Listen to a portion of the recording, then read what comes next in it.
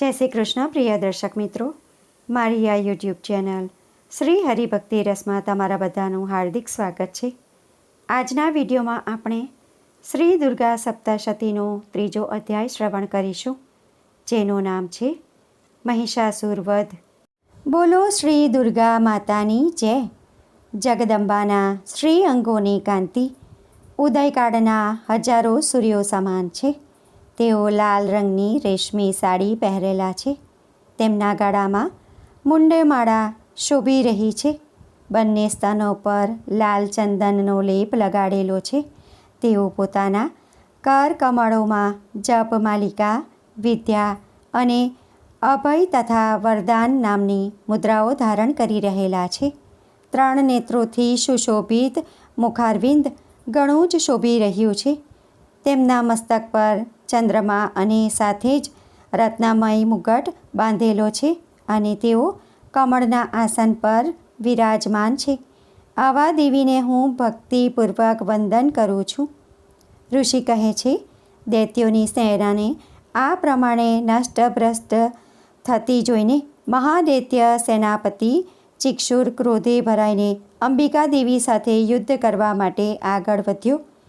તે અસુર રણભૂમિમાં દેવી પર એવી રીતે બાણવૃષ્ટિ કરવા લાગ્યો જેમ વાદળા મેરુ પર્વત પર જળધારાઓ વરસાવે છે. ત્યારે દેવીએ પોતાના બાણોથી તેના બાણ સમૂહને અનાયાસ જ કાપી નાખીને તેના ઘોડાઓ અને સારથીને પણ મારી નાખ્યા. સાથે સાથે જ તેના ધનુષ્યને તથા અત્યંત ઊંચી ધજાને પણ તત્કાળ કાપીને પાડી નાખ્યા. ધનુષ્ય કપાઈ ગયા પછી દેવીએ પોતાના બાણોથી તેના અંગોને વીંધી નાખ્યા. ધનુષ્ય, રથ, ઘોડા અને સારથીના નષ્ટ થઈ જવાથી તે અસુર ઢાલ અને તલવાર લઈને દેવી તરફ ધસ્યો. તેણે તીક્ષ્ણ ધારવાળી તલવારથી સિંહના મસ્તક પર પ્રહાર કર્યો અને દેવીની ડાબી ભુજા પર પણ ભારે વેગપૂર્વક પ્રહાર કર્યો.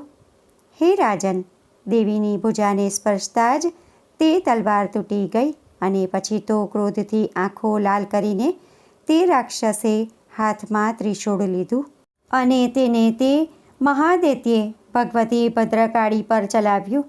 તે ત્રિશૂળ આકાશમાંથી નીચે આવી રહેલા સૂર્યમંડળની જેમ પોતાના તેજથી પ્રજ્વલિત થઈ ઉઠ્યું.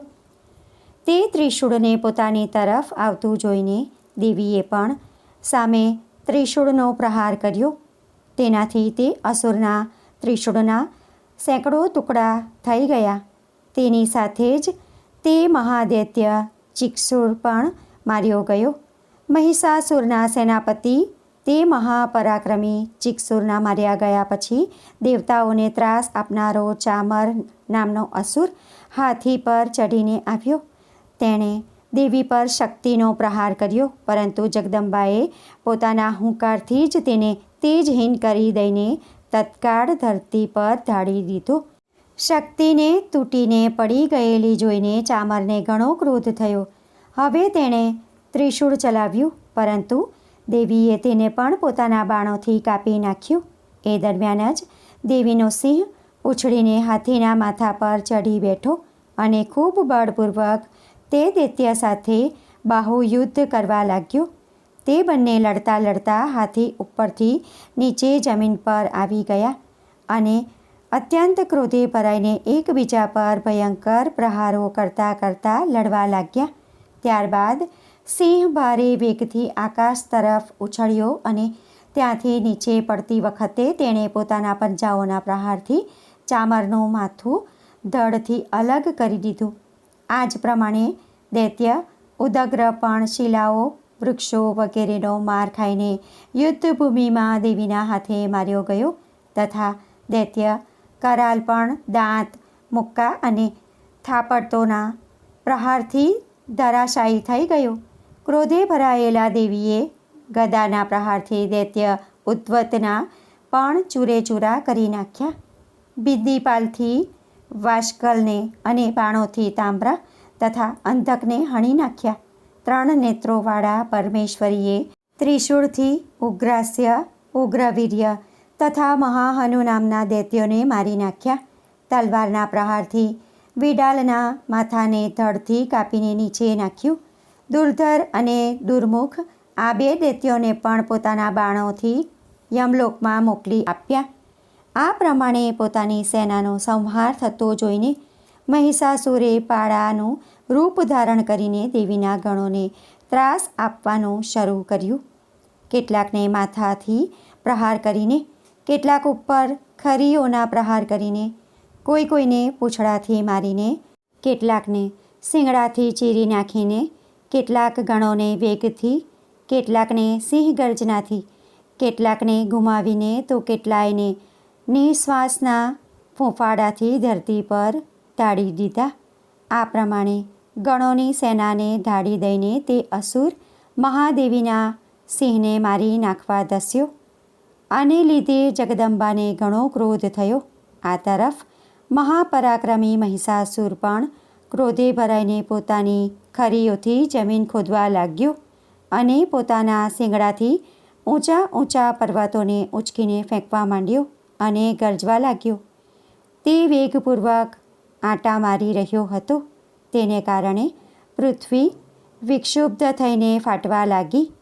તેના પૂંછડાથી ટકરાઈને સમુદ્ર ચારે બાજુથી પૃથ્વીને ડૂબાડવા લાગ્યો.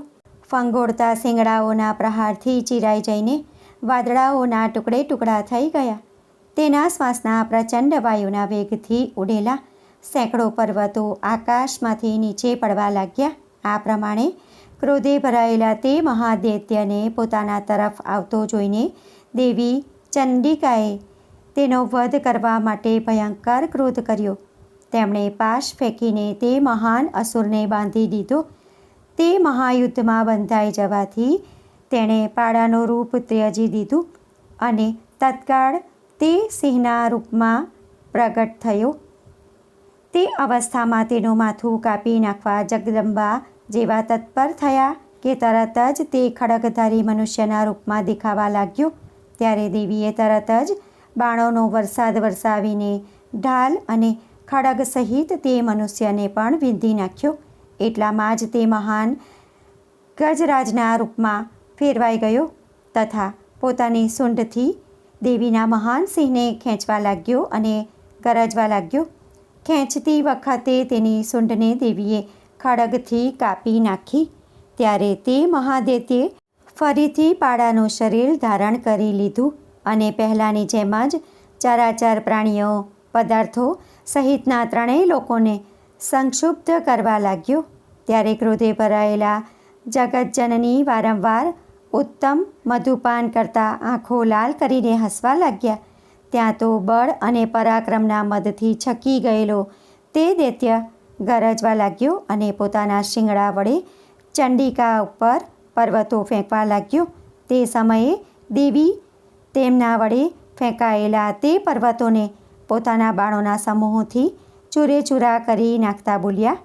તે વખતે તેમનું મુખ મધુના મદથી લાલ થઈ રહ્યું હતું અને તેઓ લથડતી વાણીમાં બોલ્યા.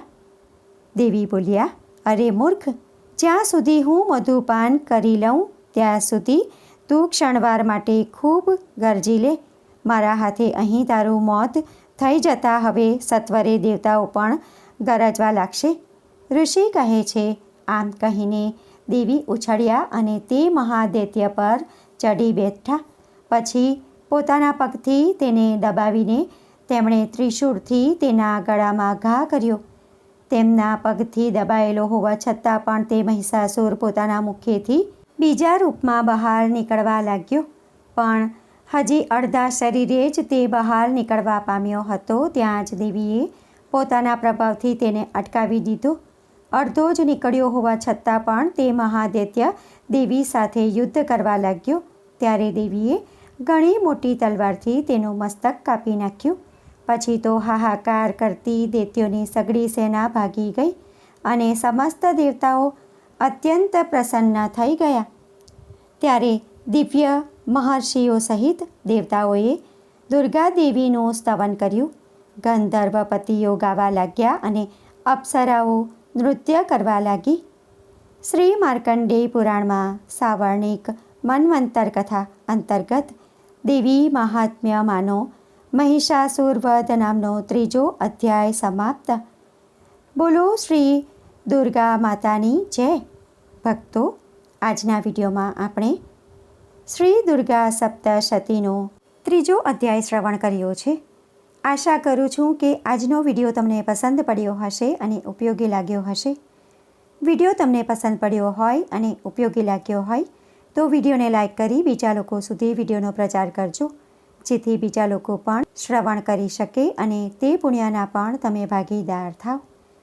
કોમેન્ટમાં જય શ્રી દુર્ગા માતા જરૂરથી લખજો. ફરી મળીશું એક નવા વિડીયો સાથે. ત્યાં સુધી બધા ભક્તોને મારા જય શ્રી કૃષ્ણ. જય શ્રી દુર્ગા માતા. વિડીયો જોવા માટે ધન્યવાદ.